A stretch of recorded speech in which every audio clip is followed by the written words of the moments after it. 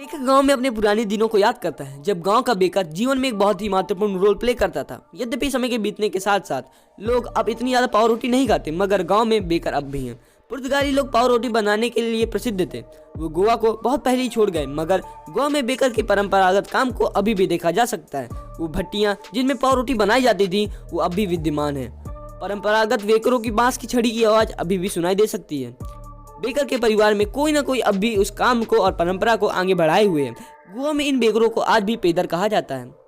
अब चलिए अब लेखक की बात करते हैं। लेखक जो है याद करता है कि एक बेकर गांव में रोज 2 बार आता था। वह लेखक का मित्र था जिसने बांस की छड़ी उठाई होती थी। इस छड़ी की आवाज से लेखक और अन्य सभी की नींद खुल जाती थी। अलग अलग घरों के नौकर पाव रोटी खरीदते थे, मगर लेखक पाव गजरे को खरीदने के लिए बेकर के पास भग जाया करता था। बेकर की बांस की छड़ी विशेष होती थी। वह उस बांस को जमीन में पटक कर बहुत ही मधुर आवाज निकालता था। बेकर एक हाथ में अपने सिर पर पाव रोटी की टोकरी को सहारा देता था और दूसरे से बांस को जमीन पर पटकता था। जब भी कोई उसके पास पाव रोटी खरीदने के लिए आता था तो वह टोकरी को बांस पर रखता था और उसको सामान दे देता था। लेखक और अन्य लोग उसकी टोकरी में देखते थे। उन दिनों में गर्म चाय के साथ पाव रोटी खाने का रिवाज था। तो दोस्तों, अब आपको बहुत ही इंटरेस्टिंग बात बता रहा हूँ कि जो लेखक है वो पाव रोटी का इतना शौकीन था कि वह खाने से पहले अपने दांत भी नहीं साफ करता था। लगता है कुछ मेरे जैसा है। चलिए आगे देखते हैं।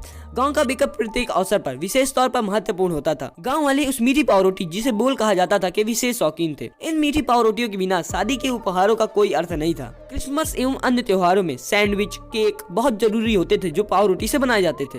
इस प्रकार बेकर उस जगह पर बहुत ही महत्वपूर्ण रोल प्ले करता था।